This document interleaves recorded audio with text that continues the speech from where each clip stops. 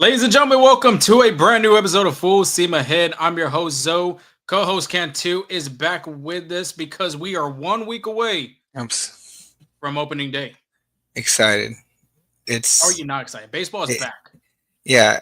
I think the vibe at the Astros, like kind of off season when they were making all these trades, was kind of like down. But as opening day gets near, you can sense the excitement for the Astros baseball around Houston, and just excited to see a bunch of fans are excited to see the ball club live at Minute Maid Park once again. Well, it won't be Minute Maid Park anymore because Oh, all the Dyken Park. Sorry, signage my fault. is. My fault. Dyken Park. Still getting used to that. I mean, I think everybody's still getting used to it. I think McCullers had his interview and he still called it Minute Maid Park. But yeah, Dyken Park, 1 week away of hosting their first season as the new stadium name, which is pretty exciting for them. Of course, we get to see if the unveiling of what's going to be in the train. More than likely, it's not going to be oranges, but maybe it's AC units. Maybe it's some fake snow. We don't know what's going to happen until opening day, but very excited. Episode 243, we're going to call this projecting the Astros opening day roster because it's just around the corner. Some injuries going on, some roster spots still fighting for some places, infield, outfield, a lot of things still going on that can still fluctuate where the Astros are going to go. They're going to go with this rookie sensation Cam Smith, the veteran Brendan Rodgers, Luis Guillorme. It's exciting, and that's the beauty of baseball. You get to compete for a position and a battle for a spot in the roster. But we're going to do that. We'll give our takes of who's going to make it, have a little fun debate. Of course, jump in too if you would like to say your words and your thoughts on who makes it, who doesn't make it. We also talk about the City Connect 2.0s they've released. Really like I like the vibe of these jerseys. The hats, I really am a fan of. Gives the old nostalgic look of them 90 star on the hat.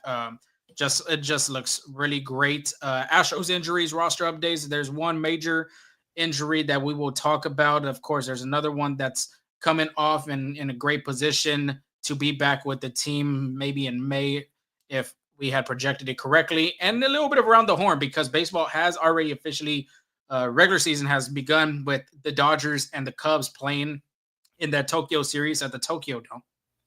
Yeah, so a lot to cover here. We're gonna get it moving, but before we start into deep into these topics, just remember you can follow us on X, TikTok, and YouTube at Full Steam Ahead, Instagram at FSA Full Steam Ahead. You can also find us on Apple Podcasts and Spotify podcasts there. But let's get this show rolling on the road. Thank you for you know, those late night owls that are joining us today, and appreciate the support. Yeah, the late light hours, y'all here, y'all with us, appreciate it.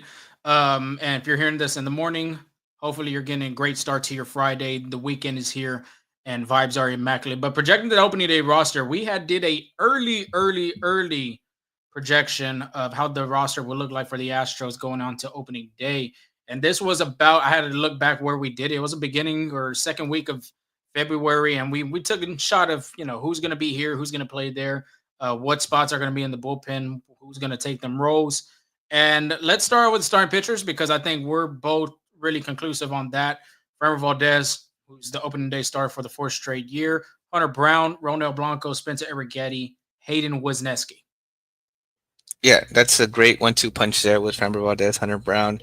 The only player that there's two that I'm kind of curious to see how they're gonna move on from last year's Ronel Blanco and Spencer Arrighetti. Ronel Blanco had such a tremendous start, obviously first starter and nose hitter, but kind of cooled off towards the end. Spencer Arrighetti, the biggest thing I think Astros fans are looking for him is his command. If he can command, he has great stuff, breaking balls, spin rate's good, fastball has great velocity. If he can command his pitches, he'll be good. But Hayden was getting that's going to be, kind of like a dark horse in this Astro rotation. Kind of like if Ronel Blanco and Arrighetti aren't pitching to their standards, I think Hayden was can pick it up at the back end. Yeah, you're right about Spencer Arrighetti. The command through these spring training games, you see it kind of go good, and some have gone not where he would like it to be. For instance, his last start, well, it really wasn't last start, but it was just piggybacking off of McCullers Jr. and his command. He had 4 walks, if I'm not mistaken. Command was a little bit everywhere, and when Arrighetti is on with his pitches, his location, like you said, the velocity's there. He got a great mix of great stuff with his off speeds, but the fastballs specifically, even the off speeds too, they just had to hit their spots and hit their location. If you don't hit your spots, gets walks. Walks turns into runs. As well as if you leave a fastball right down the Yeah. over the play, that's going to be taken for a ride. So the thing with Eric Getty, you can see he's very antsy. He's just ready to go. He's anxious. He's ready to pitch, and he just has to have a calm heartbeat. Heartbeat that needs to be just tranquilo. Just has to be relaxed. If he does that, I think there should be no problem with him. Ronel Blanco, I really don't have a problem with Wisniewski either. I think Blanco for me is going to be the biggest one. Is he going to go like Blanco, how he was at the second half of the season last year in 24? Because like you had mentioned, previous podcasts ago, this is a second full season for him. Opponents already know how he throws, what he brings to the table, and you just have to adjust. And right now, with that record, 4 games he's pitched, 1-2 as his record, 8.44 ERA, 12 strikeouts. He did say he wants to kind of quiet the walks a little bit, and we've seen that last season that he was like averaging maybe 4 walks, 5 walks in that second part of that season. If he could get the walks down, have that defense play behind him, I wouldn't think there'd be a problem for him. Yeah, it's kind of like shaky out there for Ronel Blanco, but again, I'm not taking too much out of spring training. That 8.44 ERA doesn't look pretty, but at the end of the day, these are just exhibition games. For the most part, these guys go in working on stuff, testing new pitchers.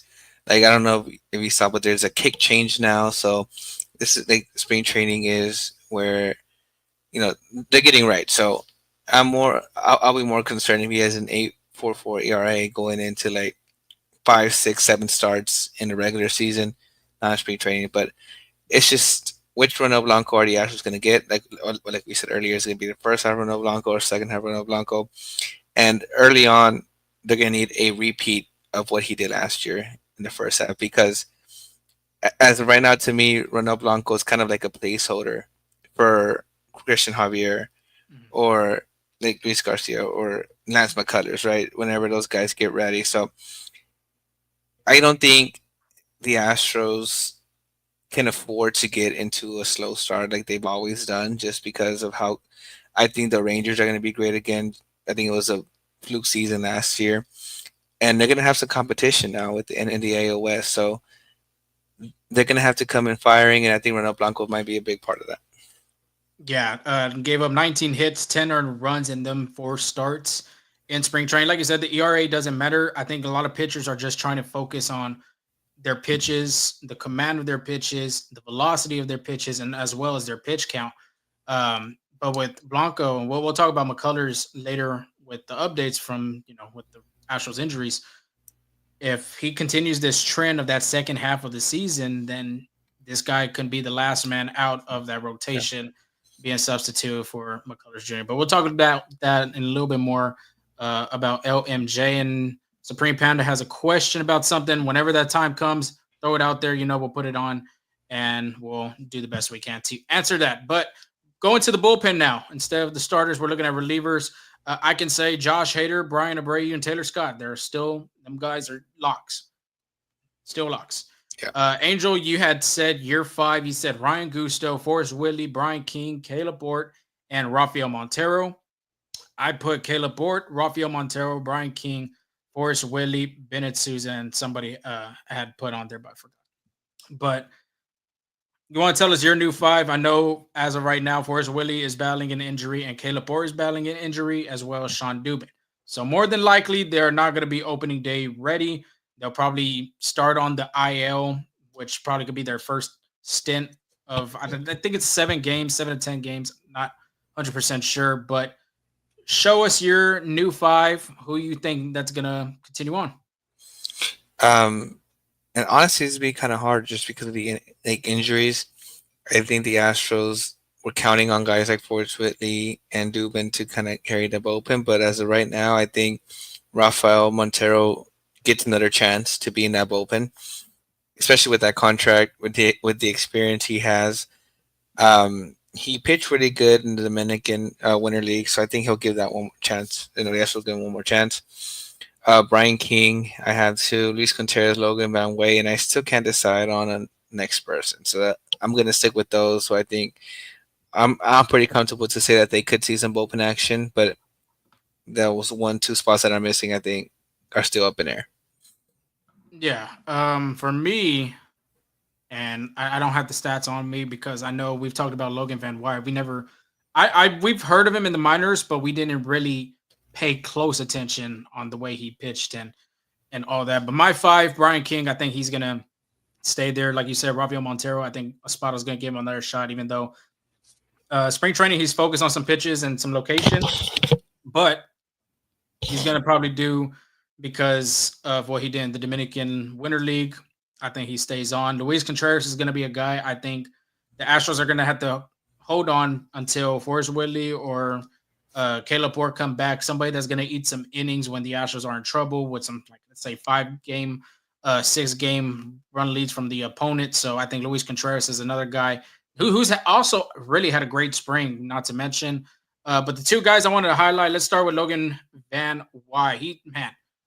Kid has been pitching lights out this spring training, man. I mean, like I said, we've heard of him, but we've never talked about him from last season because we didn't really focus on the minor leaguers.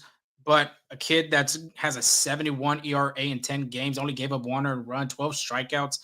The whip is pretty nice with a 1.03. So more than likely, he's going to get in. Not because I would say, even if, let's say, Willie um, and Caleb Ward make it, the way he's pitched has shown like he's capable of pitching at the big league level, and he's done that in situational games. Yes, the minor league games aren't heavy; they're not big. But think about it; they did go through that postseason run in AAA. They went to the championship. He was a big factor on the pitching side, and his velocity on his fastball is really good. Could get up to 97 miles per hour. Great off-speed mix with the slider, cutter. I think he has a 5 pitch arsenal. So this kid has electric stuff, and I think he could be a big X factor in that bullpen, even when Forrest Willie and Caleb Ford come in. Yeah, the way I see spring training is the veterans are working on their mechanics, and the young guys are trying to show out for their managers, and that's exactly what Logan Radway is doing. He's showing out. Like, it doesn't matter if he's just plays AAA guy, AA guys. He's been pitching pretty good stuff. His stuff is pretty good, really great movement. So I wouldn't be surprised if the entire year Logan Radway might be in the bullpen. Especially, it's interesting that adjustment period because in the major leagues the game kind of speeds up a little bit. You're facing hitters like Juan Soto, Otani, and stuff like that. So against the big hitters like that, but if he can work his way up, survive those guys, I think, like you said, it might be an X factor in that bullpen. Yeah, and then never know. He could be that 7 guy, holding setup man, and then your closer. I thought, honestly, in my opinion, I think Forrest Willie or Taylor Scott's going to get that position for that spot. But man, the way he's pitched this spring training, very lights out, showing that he's capable of in any situational, runner on second or third, runner on first and third, runner on third, like, basically for the opponent with runners in scoring position, he's not afraid to get out of that inning. Brian King's another guy that had mentioned talking about. I just wanted to say his walk to strikeout ratio. Get a lot of walks this spring training, but same time too, he's got out of the innings every chance he had. But moving on to Stephen Okert, I think this guy. We've seen this with the Dana Brown era, with this trend of signing some minor league contracts to these relievers and making them into something. Even you can even say positional players. But of course, one comes into mind is Taylor Scott. You saw the way Taylor Scott pitched in spring training, and then you saw the impact that he brought to the Astros bullpen in last season in 24. I can see this happening with Stephen Okert, a lefty from Minnesota last season, 10 2/3, only giving up 2 hits. There was a couple games, I believe 8 games, he went scoreless and no hit. Like, absolutely nobody got a hit off of him. But he's given up 2 hits so far, only given up 2 walks and 16 strikeouts. No earned runs as well. 38 whip and a 61 ERA. Like we said, the averages, that's an opponent bag average, 0.61. My mistake. The ERA, on the other hand, it is a 0, obviously, because he didn't give up a run. So the way he's been pitching, I can't remember, like I was telling the last or 2 podcasts ago, we were talking about I don't remember the last time the Astros had 2 or 3 lefties in this bullpen. I don't know if Dusty Baker in his time had 2 to 3 lefties. I'm trying to think of the top of my head, and I just can't think of one. Besides Joe Espada last season using Brian King, and of course you have Josh Hader as your closer. But other than that, I mean, I think that's really huge for Houston having to go into some situations in a game, in some scenarios. Let's say you have 2 out of the 3 hitters coming up are lefties. You put Brian King or you put Stephen O'Kurt, and you have the flexibility to use another lefty in another situation. So I think this is great for Houston to have another lefty in this roster. The way Brian King's been pitching and the way O'Kurt's been pitching, these guys I think have the potential. Like I was saying with Van Wy, if they could continue pitching like this, you're not going to see them in the minor leagues anytime soon. Yeah, and the Astros have shown that they're not shy to bring in these young guys to eat up innings or like to actually help the Astros win games. And it might be a fast track for those 2 guys because, like you said, they've been pitching pretty lights out. Yeah, so I just don't see. It just depends on Caleb Ward because Caleb Ward has pitched really well last season. Same goes for the Astros are trying to give Forrest Willie that shot again to be that first rounder, and he was before he got hurt with that knee discomfort, or I think it was a knee bruise, if I'm not mistaken. So when those guys come back, I mean, it's kind of like who's going to be the odd man out? Is Rafael Montero going to continue pitching the way he's been pitching? Luis Contreras, how is he doing? He's going to eat up some innings, but is he giving up multiple runs? Is he only giving up 1 run? It just depends on how the bullpen is doing, how it's going. And like I said, this is the beauty of spring training because you get to fight for some spots in this roster. So don't have a lot of news on Forrest Willie and the injury for him, but we do have some injury updates with Caleb Ward, and we'll talk about it soon. Moving to the infielders, catchers, Yonder Diaz, Victor Caratini. We're good with that. Yep. Christian Walker. Might be. Okay. If the Astros do decide to carry 3 catchers, might be Cesar Salazar been pretty phenomenal this spring too. So, I mean, at this rate, if they decide 2, Diaz, Caratini, obviously, but Cesar Salazar might, is making a name for himself in spring training. Yeah, 2 home runs this spring, both of them grand slams. Have a day, kid. Have a day. But back to it, Christian Walker and John Singleton at first base, Jose Altuve possibly out of the infield. This was what we had, like I mentioned. Yeah. Jerry Pena at short, Isaac Paredes, and then Mauricio Dubon being the utility man in the infield. Any new additions are we seeing, Angel, from this infielder depth? I believe we've already talked about Jose Altuve, and it's been official from the manager himself. Joe Espada did mention that Altuve is going to be primarily playing a lot of left field, then second base this season. So let us know what you think on the new additions that could be possibly coming into the infield. Yeah, there's some guys that are fighting for a spot and taking advantage of every opportunity they get. And one of those guys is Brendan Rodgers. Brendan Rodgers has been pretty good. He's been showing out, doing whatever he can to prove to the Astros that they did a great job in bringing him in. And just give me the little insight on his stats. Right now, he is hitting .250 with 7 RBIs, 8 hits, 2 runs, and a 648 OPS this spring. And he's shown flashes with his glove too. I think that's what he's known for, mostly a defensive wizard out there, but he's done pretty good. I think he's done enough to make a case for the opening day roster and actually be a starter for second base too, if possible. Yeah, there's no doubt about that. I'll go the opposite direction of you because I was very vocal about Brendan Rodgers being the second baseman for the Astros if they had a between with Guillorme and himself. But how you look at it is like, I believe if Rodgers isn't the starting second baseman, then Mauricio Dubon is going to give multiple chances of being that guy at the second base. Who I'm going to put on there is going to be Guillorme, just for the fact that he's very versatile. He's had a decent spring training as well, hitting over 300. He's only getting up with 4 RBIs, about a 640-something OPS. So I just think Guillorme, the veteran presence is one. The versatility is another because he can play multiple positions. He can play third, he can play short, he can play second. Shoot, I wouldn't even doubt if he could play first.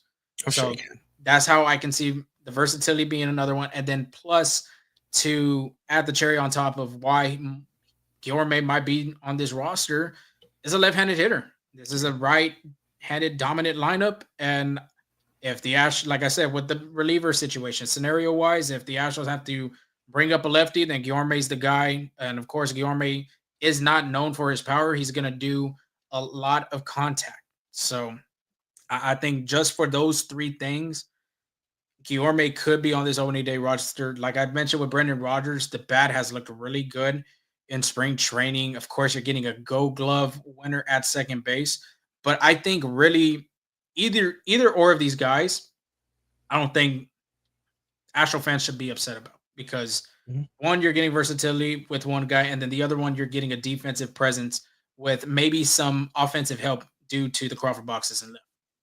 Oh yeah, absolutely.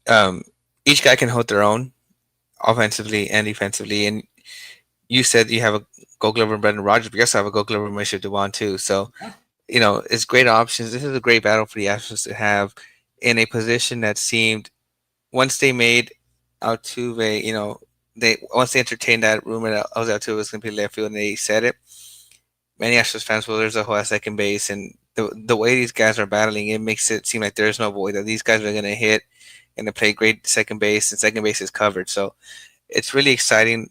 The Astros get to see the fire in the guys, the way they're, it's spring training, yet these guys are making it seem like it's a regular season game, the way they're laying out, making plays, and, taking pitches, and, putting the barrel to the ball. But it's very competition to have. Like you said, either of those guys can play second base, and the Astros fans should feel comfortable with any of those guys. I do I do like your point with Luis Guillorme, lefty hitter. What I do like about Guillorme, he's a scrappy hitter. He's not going to hit the long ball too much, but he's going to make contact, opposite field, singles, and push it down the line.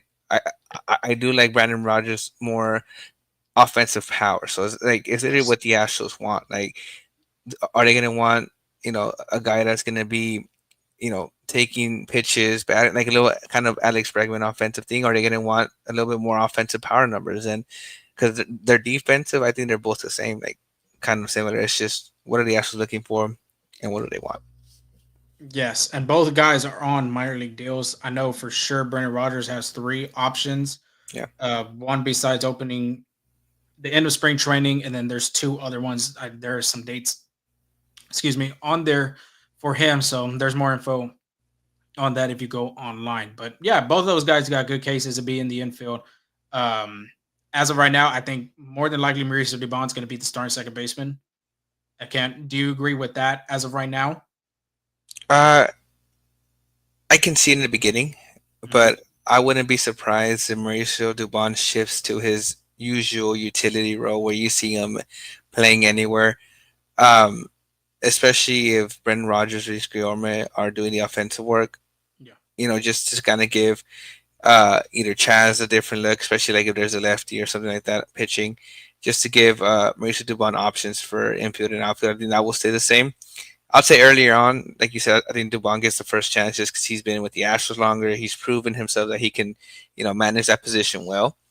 But when push comes to shove, I wouldn't be surprised if the meat of that season, Mauricio Dubon's back in his traditional role, playing anywhere. Definitely, I totally agree with you on that. Let's move on to the outfielders, because this is where it gets, it gets very interesting, I will say, on this part. A lot of different voices, different opinions on this. We had Chas McCormick, Jake Myers, Yordan Alvarez, Zach Dezenzo, and Ben Gamel. Obviously, Yordan Alvarez is going to be doing a little bit more DH this season. You're going to see a little bit more Altuve in left field, which, of course, you've seen some of the videos out there of him missing some fly balls. I think he just takes his eye off the ball as soon as the ball just gets closer to his glove, I want to say. Well, in previous podcast, I mentioned that the hardest ball he would have to get is that slicing lefty, and the two balls that he dropped have been lefties, that when the ball curves like that. So I'm just glad that those mistakes are happening now, especially for a guy like Altuve. I think he's very particular about his defense, and he knows he can play well. So it's happening now, which is great. Spring training, nothing's gonna happen if he drops a fly ball just so he can get those views. But I think once regular season comes, I think he'll see how those balls tail a little bit more. Like the one that he dropped right here is like he didn't get to his spot fast enough, and that's why he's Mhm. kind of like trying to catch it on the run, and that's what happens with those slicing lefties. But it's just an adjustment period, so I'm not too worried about that. Yeah, you could see more of that of Altuve doing spring training versus we'll have to see what it's going to be like in regular season. And Yeah. that's another just to keep your eye out on is you think the Astros have a short lease if he continues these little miscues of with the fly balls or let's say he dives for a ball and it goes to the warning track. Mhm. I think that's going to be one thing the Astros are just going to keep moderate. They're just going to keep an eye on just to see how it is, how it's going, and if they got to pull the plug on him, then we'll have To to see. me, I think that just depends on how the outfielders are hitting. Exactly. And that's oh what? Well, Sorry. no, because if Altuve is hitting, he's going to play. No, no, no. I agree with you there. What I'm saying is because you said he has a short leave in the outfield, right? Well, But I didn't say he's going to have a short leash, but I think the Astros are just going to pay close attention. And if it's going to be a trend of him mhm, missing a fly ball one game, 2 games later misses another fly ball, 3 games later I misses got you. two fly balls, stuff like that, then the Astros might have to kind of like get back together and figure out, okay, are we still committed of having Jose Altuve play left field, or Yeah, do we want to mix and match, put him some more games a little bit at second base, stuff like that. yeah, no, yeah. Like I got you. Like Jose gonna be on the field, like in lineup no matter what. Yeah. Playing second or left field. But what I'm trying to say is like him being in the outfield is going to depend if Chas McCormick can hit consistently, if Jake Myers can hit consistently, if Dezenzo can hit like if they feel like they're comfortable with the three outfielders they have, then Jose Altuve, I can see Jose Altuve slowly moving back to second base, but it's again that all depends on the people around him. No matter what, like if Chas McCormick is not hitting or Dezenzo's not hitting, I think they're just gonna live with the mistakes, and just have to live with that and put Jose Altuve in the outfield still. But again, it just all depends on the people around him. Yeah, Jose Altuve, like we had mentioned before, he's going to get majority of the starts in left field, coming from the manager Joe Espada. Even if he does make those mistakes, I think the Astros are still going to have him So in left. In my opinion, I'm just saying maybe the Astros could be looking at something different if the trend continues into the regular season. But let's praise somebody that I don't think that gets a lot of love this spring training because one particular prospect's taking over everything, but Zach Dezenzo, man. And we both had him gonna make it in the outfield, and he's shown what Puerto Rico did for him. 41 at bats, 415 batting average, 2 home runs, 7 RBIs, even a stolen base. The impressive part is the OPS and the way he's hitting the ball. Everything is up the middle, other way. He has pulled some as well, but the OPS is 1138.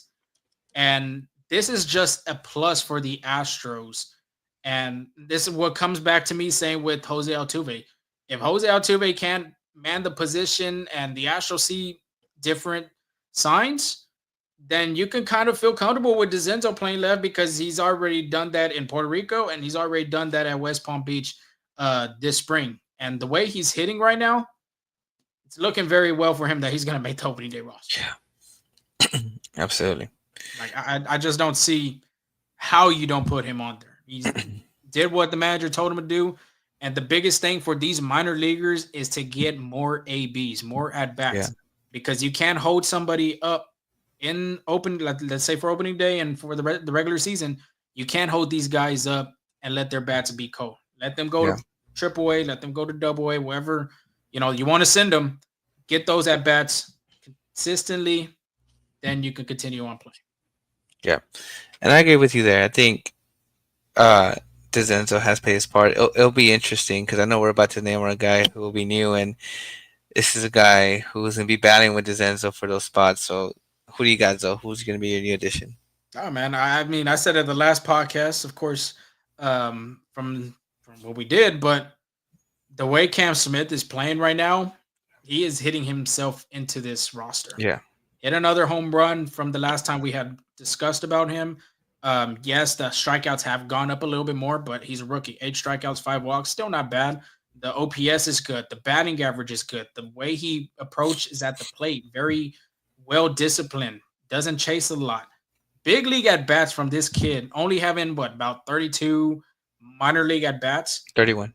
31, correct? Okay. Yeah. So anyway, small sample size, but at the same time too, if he's gonna give you an extra boost to your lineup that I think the Astros were missing heading into spring training, then I wouldn't be shocked and I wouldn't be surprised that he's in the opening day roster.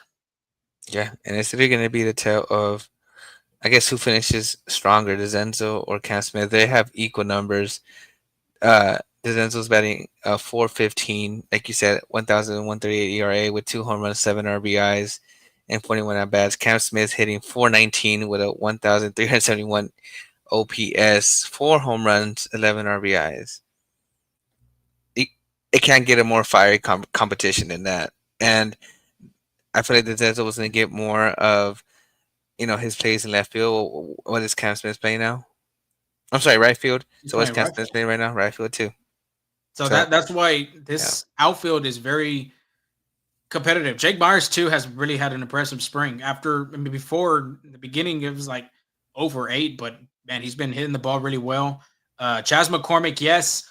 If you look at his numbers and you look at that batting average really can't tell you the way he is. The OPS, the on base, that's where I feel like offensive stats really plays a part for a player. He has 11 walks. 11 walks. He hasn't hit a home run. The hits, I believe he has 4 hits as well. Yes, he has hit some hard ones as well.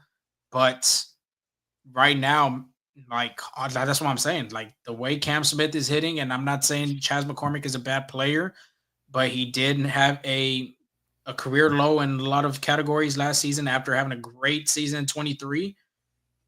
If that continues on at 25, like I said, Astros are going to have a short leash, and they're going to put up Cam Smith in right field because that's where he's been playing for the last 2 weeks now. Yeah. And I was going to ask you. Want to add to the practice, it's been 3 weeks he's been playing in some right. Yeah, I was going to ask you. I was like, do you think Chas McCormick gets the opportunity? But however, if he doesn't produce, how quick are they? But you just said it's going to be a quick leash. So I agree with that too. I think, like I said earlier, I don't think the Astros could afford to get to a slow start this year. So they're going to do what it needs to do to win ball games so they're not in the same situation they were last year. Kind of like scratching and clawing into the division. I think they want to be a ball club that's going to be cruising in the AL West, not hopefully trying to survive at the end. So yeah, and that was Joe Espada's speech to the team. Like, we don't want to do this same thing in 24, coming back from behind, being in last place, being under 500 for this amount of games. They don't want to go through that shit again. They want to be, like you said, they got to be up there because honestly, the AL West, in my opinion, has gotten a little bit stronger. Yeah. Mariners are still going to be there, even though the offense is really subpar for me. The Rangers, if healthy, they got a good starting rotation, but the offense, that's what's going to keep them in games. The A's, very young. Watch out. But yes, that is a team that I believe that could be a dark horse in the postseason. And lastly, the Angels. Yes, the Angels, I think they might finish last place, but they're going to scratch. They're going to fight. They're going to try to ruin your chances of getting to that postseason. So if the Astros won, like you said, if they want to start being on top and staying on top, then you might have to put a guy like Smith, which if you look at the lineup, we've talked about it. We're not going to try to debate on who's 2 and 3, but 1 through 5. That's out the question. Then you go with Pena. The way Pena's been swinging the bat too, that is a plus for the Astros. Yeah. After that, you got 7, 8, 9. More than likely, Jake Myers could be the 9, could be the 8, could be the 7, as well as the right fielder too. Where are you going to put Chas McCormick in this lineup? Where are you going to put Mauricio Dubon or whoever's going to be second base in this lineup? You put Cam Smith, and Cam Smith's been hitting the way he's been hitting in spring. It continues on into the beginning of the regular season. That is a very competitive, deep postseason lineup. Okay. Absolutely. The question is, how, in my opinion, I think Chas McCormick is going to be the 4th guy in this outfield. Chas McCormick, the fourth. As of right now, he's going to be that fourth guy. If Cam, like we both agree, Cam Smith's going to be the opening day roster. He's going to be Yeah. the starting right fielder for the Astros to begin the Yeah. season. Sure. Okay. But I think. Go go ahead. ahead. No, I was go just ahead. say Ben Gamel would be probably the odd man out there because that's the one we had for opening day start. I think he Yeah. either gets designated for assignment or released or something. Yeah, as of right now, I think he's hitting a $174. Yeah. He did deal with an injury as well through spring. But young, competitive, that the Astros will look good if Cam Smith continues the way he was hitting in spring and goes in. Even if you want to put Dezenzo too, Yeah. I mean, the only thing is, where would you put him? That's the biggest part of it. Yeah, because I mean, they need at bats. Not to say sharp, they need at bats. So, are you surprised of the youth movement that the Astros have going on right now? Just because the Astros farm system hasn't been the best yet, you see a big influence in the bullpen right now in the outfield. Of these young guys producing. Like, does that come up to a surprise for you, or you think it's just hats off to, first of all, that trade to get Cam Smith, but the other part is like the Astros development of the players. It's both. It's management and it's development and it's the players. Management, just for the fact that Dana Brown pulled that trade for Kyle Tucker, even though that was probably one of the hardest things for him to do. Development, you've seen through these seasons of Houston Astros baseball with guys like Framber Valdez, Jose Urquidy, Christian Javier. You've seen how that planned out. You saw with Bregman too, with the core four, with Springer, Correa, Altuve. Now you're getting guys like Dezenzo, who's hitting well. Bryce Matthews is another guy. I think he'll probably be in September.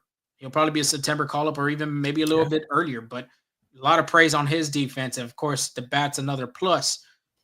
Pitching-wise, you got a kid like Ryan Gusto, which we'll talk about here in a second when it comes to these updates. And you got to give praise to the development and the players themselves. The players, some players, like, for instance, let's go back to Dezenzo and Matthews. They don't have to go to Puerto Rico. They really don't. It is their option. If they want to get better, they want to, get some more at-bats, try to make their way to the team, then that's on them. So that's why you got to praise the players, too, for them putting in that extra work in their offseason to go get more work and develop their skills. Absolutely. And it's paid off. You can even say that. It's paid off. It has. It definitely has. It's just right now, like we're talking about, Cam, we haven't seen Zach Dezenzo play right field. I haven't seen him. He's played majority of his time in left. I think it's even a +2 with Christian Walker if he has to dealing with that oblique discomfort. You saw Dezenzo play some first base in the spring game, even though he did get hit by a ball in his jaw, but everything's okay with him. But you've seen that he's capable of playing some first base. Let's say the Astros don't go forward with John Singleton. So the versatility, and that was one of the things that Dana Brown said, that when they're young, they're versatile because they're athletic. Their athleticism is still young. They're capable of doing multiple things. Dezenzo, it's a plus for him because he started at a shortstop when he was at Ohio State. So putting him in different positions, you can even do it with Bryce Matthews. You could do the with Cam Smith. So absolutely, the youth movement. Yes, the youth movement. And I think it's really good to see the Astros continue using their farm, even though they're 29th. I think an MLB pipeline or Baseball America is still not the best, but the Astros have always shown that they're capable of bringing up great developmental players. Absolutely. So, man, I don't know. That outfield spot's still tough for me because Chas McCormick, Jake Myers, and Jose Altuve is going to play left regardless. So you're looking at center and right. And I think center is just solidified because of Myers' defensive approach and his range that he presents. I think Chas McCormick is just the odd man out, and that's why I think it's tough because both these prospects are hitting really well, like you mentioned, but Cam Smith has been getting a little bit more of the workload in right. Yeah. So we'll see. We'll see how it pays out. Again, Opening day is exactly a week away, so we'll see how it happens. Stay Yeah, and tuned. this is a quote too from Dana Brown today on Astro Line on Sports Talk 7 and I. He was talking about Cam Smith and the decision making that the Astros are going to have to make. There's a quote: we're making some tough decisions. We want to put our best team forward. We're having these conversations about Cam Smith. We think he's really good, and we think he has really good upside. We have to make a decision. Are we going to start him in the major leagues, or is he going to the minor leagues? Make no mistake, I'm not afraid to put this guy in the big leagues. We're having these discussions right now. This guy is really good. And I want to go back to what he had said. We think he's really good and we think he has really good upside. We have to make a decision. The first thing on that quote: are we going to start him in the major leagues? So if he's coming up in this opening day roster, he is going to start in right field. Yeah. That's what it shows from your GM right there. No, yeah. If they're gonna bring him up, he's not gonna be a bench guy. The reason is it's not gonna help. Like it's not gonna help him. Like it's either he's starting in the minors right field or he's starting in the major league right field, like you said. Mhm. There's no he's gonna be a bench player like a Greg Kessinger kind of gets lost on the bench. I don't think so. But again, that's the that's the que- that's the question that every Astros fans want to see. Where's Kempson is gonna be? And I'm not opposed for the Astros either going the opposite direction and putting him in the minors. Like that's fine by me too. If you're an Astros fan, you shouldn't be mad about that decision make Yep. because he's still gonna get at bats. He's still gonna develop. He's still gonna get more reps in right field and including at third base if he has to. That's just great for a young player that's still developing and only like you had mentioned Angel 31 major league games, minor league games. Yeah. Yeah, so still young, still capable of development Well, and athleticism. not only that, motivation too. Yeah. Motivation. He's playing well. I'm sure Cam Smith is pretty confident, but still saying that he should probably should be in the major league roster, right? At the end of the day, if he's not, it's fuel, right? Fuel to get better, fuel to do what you got to do to prove the Astros that they made a mistake. Yeah, and of course you already know too if he doesn't start early on, and let's say he does start on opening day, the Astros are going to get a draft pick out of that because they're bringing up their best prospect, their youngest prospect too, by the way, um, to the major league roster. So, man, it's going to be fun. Well, we'll have to Mhm. talk about these lineups too, projecting of because we talked about 2 and 3 and 4. The way Pena had hit in this spring, we could go back to that case of putting him in the two hole again. So that's going to be very fun. Which is also fun too for Astro fans is the new Astro City Connect jersey 2.0 has officially arrived to Union Station. The Astros launched their new City Connect uniforms Wednesday afternoon. A lot of people were thinking it's going to be on Thursday, but then when they send that little teaser out on Wednesday on their social, it had like 6 hours until they're going to announce it, and that was like at 6 a.m. if I'm not mistaken. I was like, okay, that it's going to be in the afternoon when um, everybody's at work, lunch break, all that type of stuff. But the uniform I think is just really featured really well. Space theme still they stuck with that, and they also put with the nod to the past an eye to quote unquote the next frontier as they have put on a bunch of their stuff. I know on their hat, I want to say on the inside says the next frontier. Um, but of course, for Astro fans, if you haven't got it yet, merchandise is still out there at Union Station. It's 11:20 p.m. Central Time here. You got 40 minutes. Well, I would say even less than 40 minutes. I'd say 30 minutes for you all to go out there to the Union Station team store and grab that gear. If not, you can wait for tomorrow, and it'll probably be at the Centerfield team store, Yep. which they open at 9 a.m. to 5 p.m. Central Time. The Astros are going to wear these City Connect uniforms again, like they did like last year, every Monday home game. But it's going to be featured for the first time on Monday, March 31st versus Justin Verlander and the San Francisco Giants. So, honestly, when you saw the leaks, and I'm not big on the leaks, I honestly wish there was no leaks just as a baseball fan perspective to get that oh shit moment. That's lit, that's badass, all that type of stuff. What was your first thoughts of seeing these uniforms? How do we want to grade it? Do we want to do a 1 to 10 scale? We want to go the alphabet of A through F. What do you want to do? You go on. I'll say they were 10 out of 10. I think they were really nice. They're all white to kind of mimic the astronaut uniform, and just an odd to the old logos as well. I think they were pretty good. I did like the navy ones though. Like, I'm not gonna lie, but I think these topped the 1.0. I guess you can say the uniforms. Nike hit it. Like I know Nike's been getting a lot of like negative feedback for their City Connect jerseys, but I think they hit the nail on the coffin with this one. Yeah, one of my favorite things about it, and we tweet about it on our social, was the little quote that it had from JFK's speech when he was in Houston at Rice. I believe it was in 62 or 63.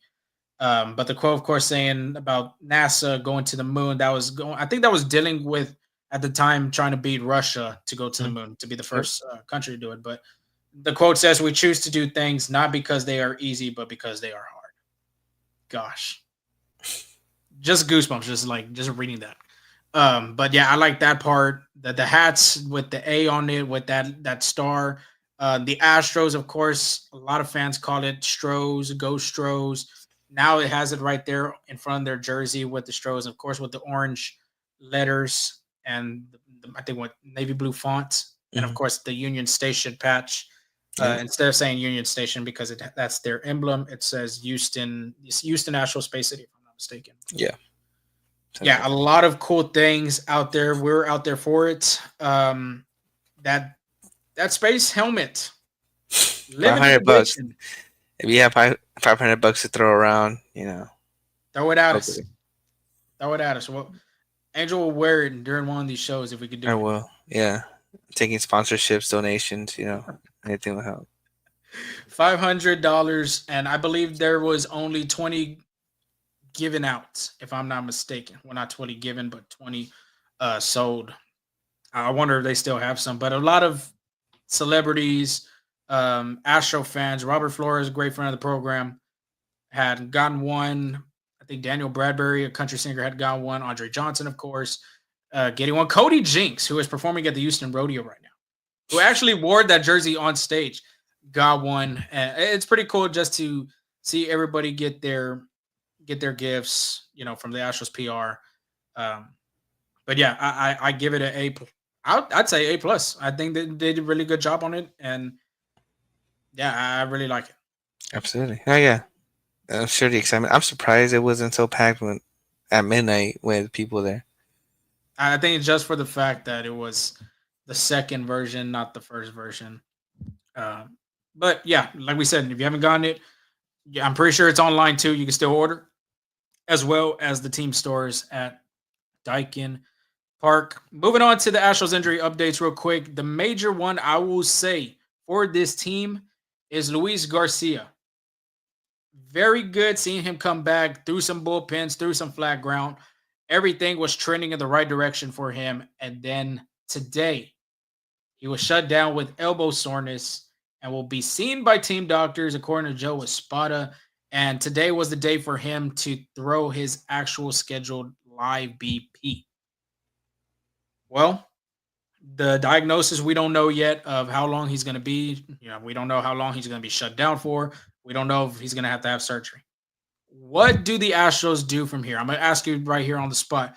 Do they go and look at the free agent market because there are some pitchers still out there?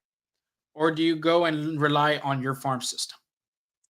Well, just before I answer that question, we'll know more with Luis Garcia's injury, when the news comes. But I remember during Fan Fest, he said that when he was shut down late that season, it was his arm wouldn't hurt when he would throw.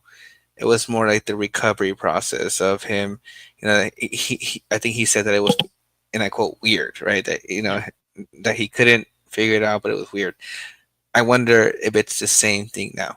I wonder if it's like, is it bothering him when he's throwing, or is it more the recovery process? But again, we just wait to see. But to answer your question, I think as of right now, you just got to rely on the young guys to eat up innings, just because I think you still have Christian Javier, JP France, Lance McCullers on the verge of comeback. You still have options who are still recovering.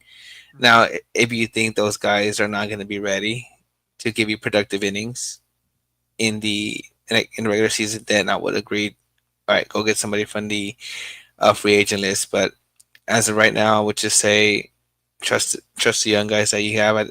Like, but I know some of them have been producing pretty good in spring training. Just give them a shot. If it needs to be a long term kind of deal, then go get somebody from free agency. Yeah. For me, I think I'd stay with the farm.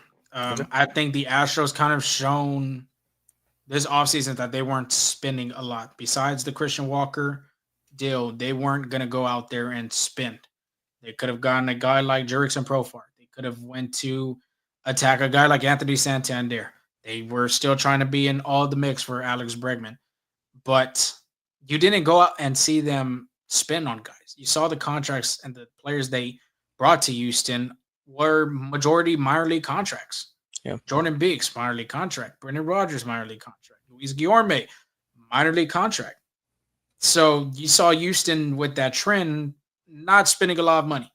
They're going to more than likely hold that money for next year with the dead money with Jose Abreu, with the Rafael Montero contract already expired, Ryan Presley's as well.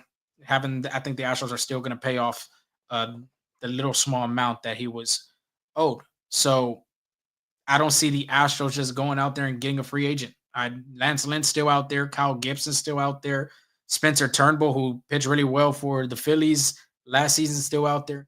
I think they're going to rely on their farm, and they've seen it with, like we've talked about, the young movement that's really been right now in spring training. What's been the topic of it is seeing guys like Cam Smith, seeing guys like Logan Van Wy, Zach Dezenzo. You're seeing what these guys are capable of doing, what they can do at the big league level. Yes, there's a mixture of major league and minor league talent when you go through these games, but as of right now, if let's say Luis Garcia is shut down for the whole season, you're -1 of a starting pitcher. And of course, Major League Baseball, you never know what's going to happen. You don't know if pitchers are going to be hurt. You don't know how players are going to be hurt. That's the game. So, in my opinion, I think you're going to give a kid like Ryan Gusto, who was supposed to make his MLB debut last year, and that I believe in that last series against the Guardians, you're going to give him a shot. And he's shown spring training too. He's eaten 3 games that he started. He looked really well. He pitched really well against the Mets, struck out Pete Alonso, went against Juan Soto, went against Francisco Lindor. So you can possibly see him come up this season as well as Colton Gordon. Colton Gordon, again, with the Rule 5 draft, he's been in the Astros farm system for like the longest, I would say, besides Forrest Willie. And you could give him a shot to start a game or two if you got to eat up some innings as well. So I don't think the Astros are going to sign anybody as of right now, at least pitching wise. You're going to see more than likely they're going to utilize their farm system. I can see that. And like I said in the beginning, like I agree with the farm system thing. For me, it's just if he knows to be long term and JP fans can't help you, maybe he's still hurt. Christian Javier, then get somebody. But I agree with you. And a guy that's going to be a factor in kind of help filling in for Luis Garcia or for maybe an injury to be Lance McCullers Jr. He took a step in the right direction. Finally was able to hit the mound with people that are not wearing the Astros uniform on the other end, not warm-ups or anything like that, but actual live hitters. He threw 1 inning, 13 pitches, 2 groundouts, a line out that he caught, and then a hit by pitch as well. So, wait, did he catch the line out or was it in the outfield? Pena caught the line. Pena, there you go. Sorry, yeah. My fault. But this is a quote from Lance McCullers, and I quote, "I don't think people understand how long of a journey it's been, how lonely it has been, how hard it's been on me to get back to this point. It's not an exaggeration where I felt as late as this past summer I may never pitch again. It's been a really long journey for me with ups and downs, and really just marked by just a really deep want to be back out there with the guys, and that kind of kept pushing me." So it's been a long journey. He hasn't pitched since the 2022 World Series to live hitters, and just shout out for his tenacity, for his grit to keep it going because I, this I is. got you. I got you. I got you. Go ahead. Let's give him applause. Give him No, absolutely. No, absolutely. I think he does deserve a round of applause, his flowers, because being able to come back from that, especially like I, I feel like you have a lot of doubt in yourself too. Like you said, like not being able to pitch again. I think he was like retirement came into the picture too. So it's just good for him. and Yeah. that just to add on that mental part too, dude. That hmm plays a big play of a player just to see if he's gonna ever pitch again. What a confidence boost though. 13 pitches to get out one inning, and you did what you got to do. So uh, he might he'll be ready this season for sure. If no setbacks, no injuries, I think you can see him. Or I think he. What did you say? Late April I said late May. or late May? Sorry, Yeah. late April. Late May, early April could still be in the picture there Yep. too. This is what Joe Spot had to say about Lance McCullers. He looked good. He threw strikes, mixed his pitches, changeup, and threw good fastballs. He came out wanting to go back out there, but no. It was a good day for Lance. I'm really happy for Lance. And yeah, like we just said, we're happy for him too. I think the baseball world is happy for Lance as well too, just being able to come back from that. So pretty phenomenal stuff. Could be really could contribute a lot for this Astros uniform. The Astros will love that, especially the contract he's making for the kind of guy he is, a team player, kind of like a leader in the clubhouse too. Like a bunch of guys look up to him just for what he's been through. So uh, really shout out to him. Other player injury updates. I think a big one that most Astros would like to know is Christian Walker. Well, he's on track to be playing this weekend. That oblique seems to be kind of getting better. So there he is. Caleb Ort, a guy who we thought could be competing to that bullpen, threw a bullpen today. I'm not sure exactly when he'll be ready, but it's that day looks like it's getting closer. Probably not be ready for opening day, but maybe first 2 weeks of the season you might see him in the bullpen. Miguel Uyola, Astros number 6 prospect, has right shoulder discomfort too. So once we get more information on him, we'll relay that to you. Yeah, going back to the McCullers though, real quick, 880 something days. I believe I saw on the broadcast. Um, and then also too, I believe I've seen it on McTaggart's tweet, Brian McTaggart, MLB beat report for the Astros, that Carlos Correa, Martin hmm Maldonado, a bunch of former Astros reaching out to him and basically telling him good luck and all this type of stuff. That like you said, confidence booster, and your mental state is really in a good spot when you got former guys, former best friends. I'm pretty sure hmm too.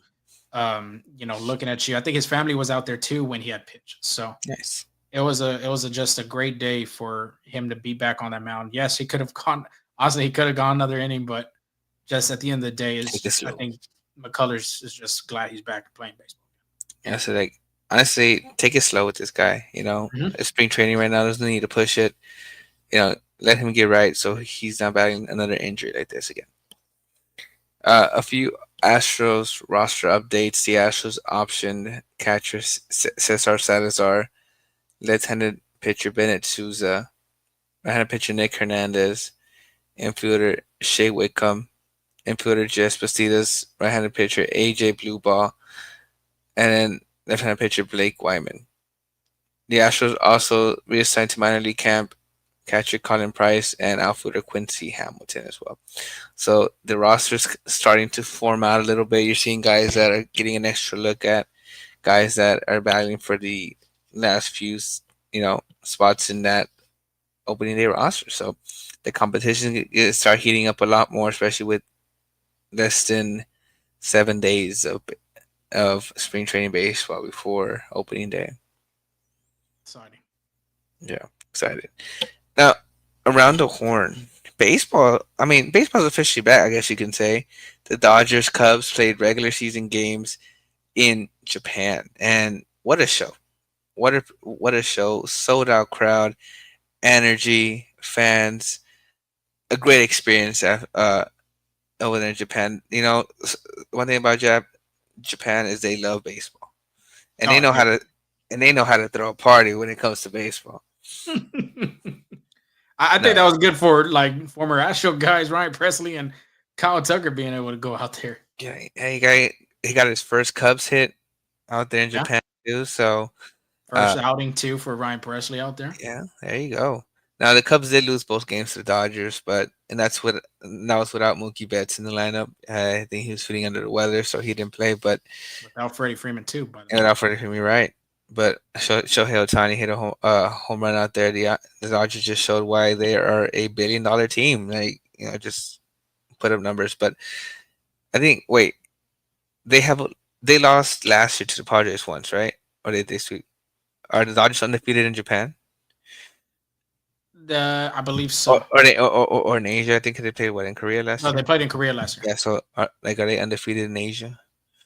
No, I think Padres took one from them. Took one. Oh, If I'm okay. not mistaken. Yeah, but I don't know. Which one seemed like the better experience, Korea or Japan? Nothing against Korea, but I think Japan, Tokyo as well. Yeah. Majority of the players too are from Japan. I think Yeah. five Yamamoto, three Well, there Dodgers, was three Japanese starters. It was Shotai Magana, I think, uh, Yamamoto, Sasaki, and I think it was Steele for the Cubs. It just was like they all Yeah. ran out for that. So yeah, But it was a good showing. It just continues to show baseball's global, man.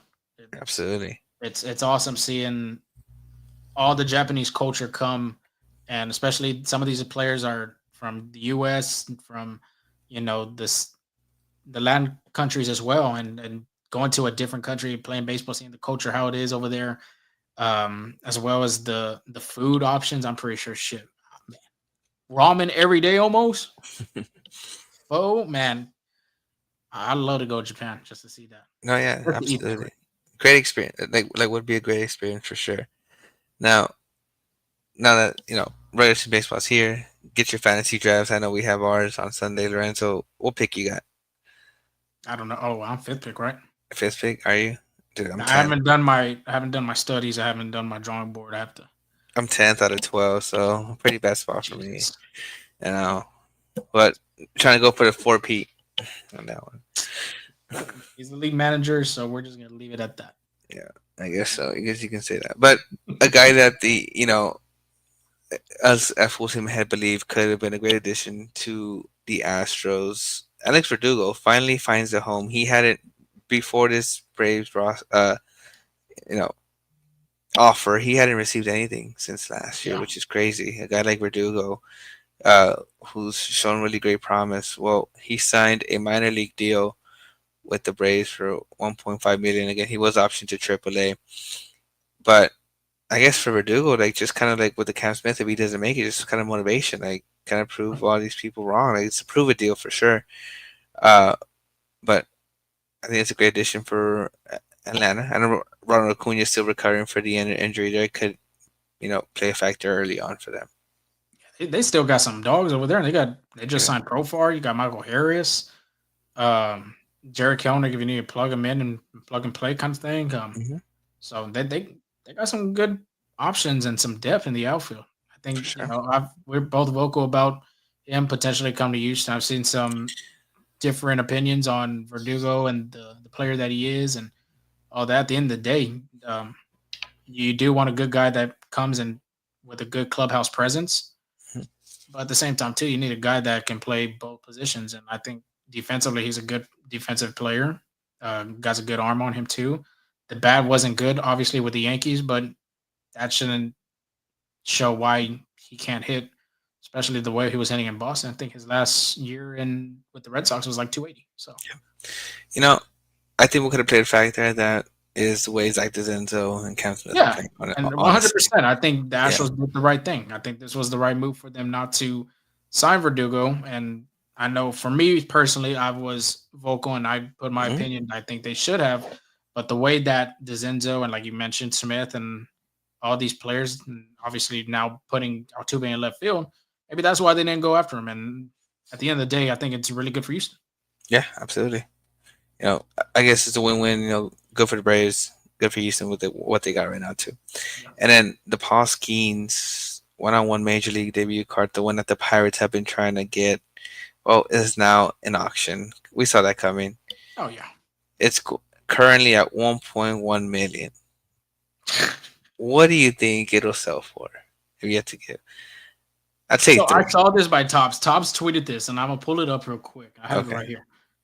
It's the sixth. This puts Skeen six all time for most expensive card sales among all MLB players, with the cards still live at auction. God, you want to just take a guess of the 5 players that are over him right now? Oh man. Has to be someone great. Barry Bonds, Barry Bonds is not on Rodriguez, Alex Rodriguez. there. Alex Rodriguez is not on there. Who are they? Mickey Mantle, of course, being one of the baseball greats. 12.6 million. Honus Wagner. How That's a much card. Say it again. for Mickey Mantle? How much? 12.6 million. Oh shit! So you can buy a bunch of things, stock. Might as well all that retire good after stuff. that. Yeah, you could retire. You can just ingest at that point. Honus Wagner, another hot baseball card that a lot of collectors look for. 7.25 million. Babe Ruth is third with 7.2 million. Mike Trout, a lot of not major league, but a lot of fans know. 3.84 million. And then fifth is Joe Doyle at 1.32 million. So I think he beats Joe Doyle. And there's a great chance that I think he might beat Mike Trout and move up to at least fourth. I don't know if he'll get to 7.2, but you never know. Crazy. I'll take 3. I 3.5. honestly think he could get to 4, or I think he's in the 4 to 6 range. 4, Okay. 4 to 6 million. Beating That's Babe Ruth is really, really tough, I would say. Honestly, I don't see myself paying all that much for a baseball card. I did. I barely want to go buy baseball cards. But yeah, if you have that card, I think you might be set for life, honestly. Yeah. Yeah, but yeah, current bid 1 to it's on top. So if you want to look more on about that, then you can go out there at Tops, and it'll give you a little bit more information. Angel, before we head out, dog, we got to play it one more time. We got to play